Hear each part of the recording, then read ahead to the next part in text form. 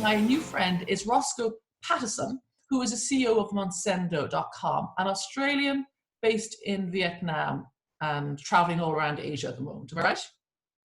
Yes, this is all good. Yes. Yep. So getting into Southeast Asia is always fun. Yes, I was there recently. Obviously, that's where we met, but it's kind of cool. So first of all, I want to start off, you're an educator. And I was reading some of your stuff again. And can you just run through, you've educated thousands of people on basic crypto awareness. What has been the major detriment and impediment to people adopting crypto? I think that, you know, like I've had the beautiful gift of spending time with tens of thousands of people and showing them into crypto for the first time. And everyone's always really drawn to it for the right ideological reasons. They're like, you know, they're fed up with the fact that there's this $1 trillion middleman industry like bankers and rent seekers and insurance companies that are just, you know, feeding off the little guy day by day.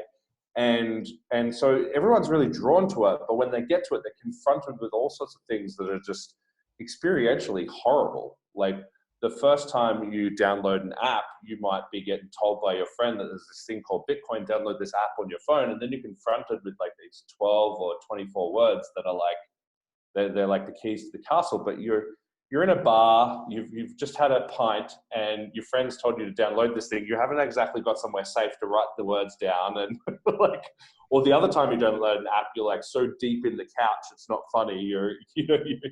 You've made a groove because you've been watching Netflix for 4 hours. So there's all of these pieces like that private key step that are just heavy friction points to getting people on board, and such big learning curves. Like, it's better. Bitcoin is better money, better banking, but it's not actually better. Like the apps suck. Like, yeah. And even like the public and private keys, they're like big, long, gobbledygooky. It's really off-putting for ordinary mortals, isn't it? Yeah, exactly. Like, you know your address, you know your phone number, but do you know your Bitcoin address? Hell's no. Like, you might know the first few digits and the last few, you know, characters, but it's like the most horrible password ever invented by torturous nerds in Siberia. It is awful. I find I'm in this business like 2.5 years. I hate them. I hate my seed phrase. It's like, ugh. Because I was just saying, I interviewed John McAfee a few days ago, and he was saying, you know, your wallet is your bank. You control it now. And I get that. But it's still so hard. I mean, how can we make it, maybe perhaps leads nicely onto what you're doing to make it easier to access cryptocurrencies? Yeah, accessibility is super important. Like what we're doing with Mosendo, we've just like, the very first thing we've done is we created money links. So like I could send you a link and you could receive it in WhatsApp or on email or on LinkedIn or on Twitter or however I send it to you. And you click that link, and right there in the web browser, it redeems the money link, and you literally get cash into a browser straight away. And then you have an option to secure it by like downloading the app or forwarding it on to someone else by creating other money links or sending it around. So you need to be able to like have people not have that first, like one click. And then when they download our app, it's very simple. Like they don't get asked, you know, it's not like, here's the private seed phrase, here's this.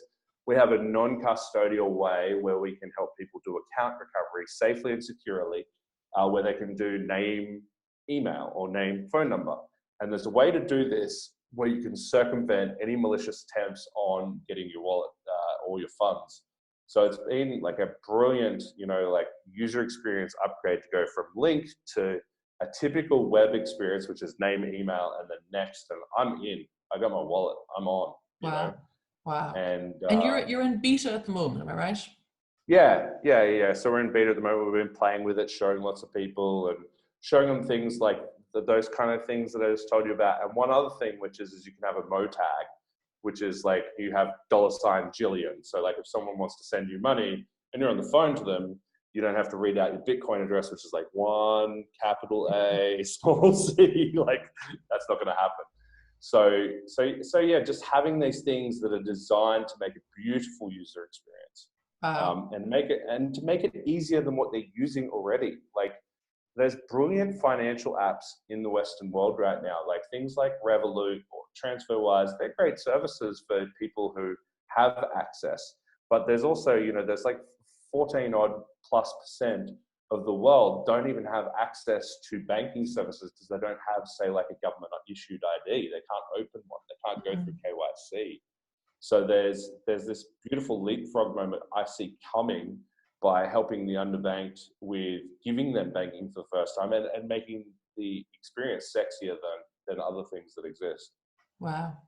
Because we know, and maybe I'd like to ask you a bit, the whole concept of DeFi, decentralized finance.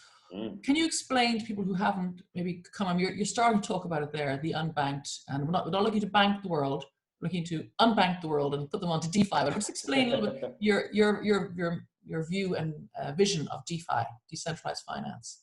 Yeah, so decentralized finance, beautiful. It's just like the extension of decentralized money, which is, the goals and objectives of Bitcoin and stable coins and, things like that.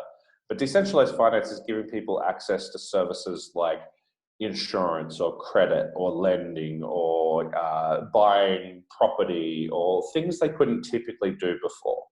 So a great example of DeFi, it's blowing up right now, is lending. There's these like over collateralized loans, which are, they've got way more than what is ever required to repay the loan in them. And people are lending and earning great interest rates, like up to like, right now at the time of this recording, the variable rate's about 7.5% per annum on stable coins they can earn.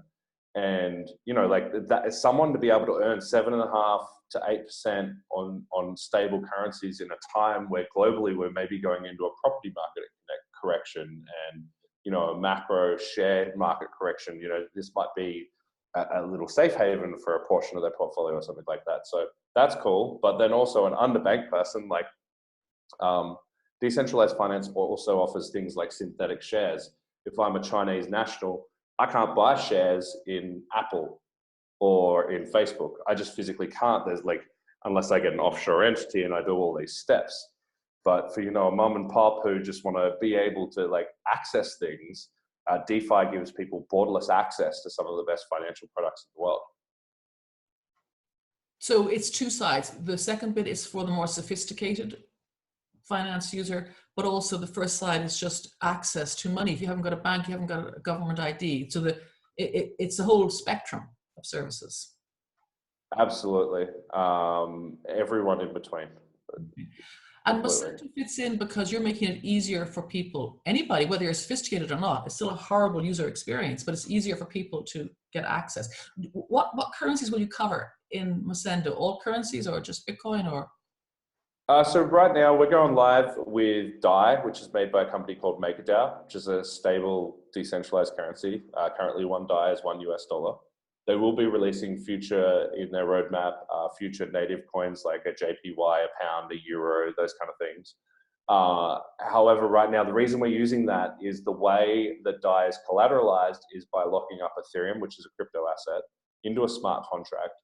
And those smart contracts are over collateralized, which means there's more money in there than the value of the DAI that's locked up. And so computers in the background are the arbitrator of any disputes, and the smart contract settles it based on the value of Ethereum on the network. So there are a whole bunch of nerdy words to say it's the exact opposite of fiat. There's more collateral than there is money in your account balance versus being like fractional reserve banking. And the vision for MakerDAO, the reason we wanted that to be a separate organization is for the exact reason Facebook and Calibra are going through all the challenges they're going through right now, is having that as a dual organization yourself rather than separating yourself and having someone who builds the interface and someone who builds the decentralized stablecoin. You need all parties, but then you need to be able to go that road and actually make it. You can't get there if you're going to be scrutinized because you're doing all the bits. And do you think, just sort of jumping over that subject, that Libra will go away? Do you think that'll die in the water, or? I don't think it'll go away. I just don't think they'll ever realize their vision of, their true vision in the format that they've presented it.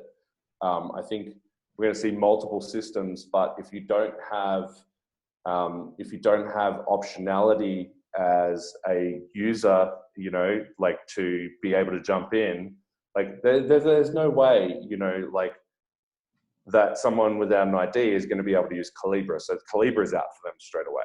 Like it's completely out. And then Libra is going to be scrutinized to the nth degree, but I mean, everything's scrutinized. So it doesn't really matter. But the point I'm making there about it is that I think that it'll do well given their user base, but I think they'll end up probably acquiring a company that did it better than them in 4 or 5 years is actually what I think will happen. Okay, there's a lot of activity in this space for sure. So the future of crypto, when are you going live? When you're part of that future? We'll be Q1 2020. We'll have the product out there for public release. We're doing a lot of internal testing at the moment. People want to try out the alpha or the beta, they can, you know, get in touch with me and I can show them things like privately at the moment. But yeah, like we're getting ready to, you know, shoot for the moon on that starting next year. It's exciting. I'm going to be queuing up and signing up because I want to be able to click money. I hate all this crucial stuff. So if people want to reach you, where can they find, where's the best place to find you to talk to you about what you're thinking, what you're doing, this whole space? Sure. Mosendo.com, which is MOSENDO.com. That's the best place. And we've got a really cool group called DeFi Nation as well, which you can find at joindefination.com. And we play with all those DeFi up and coming products, and we explore with our future customers. Like we demo it and play with it, and, you know, explore around what's coming. Wow. Okay, watch this space. You're listening to Rossco Paddison with the D, from Mosendo. Thank you so much for your time.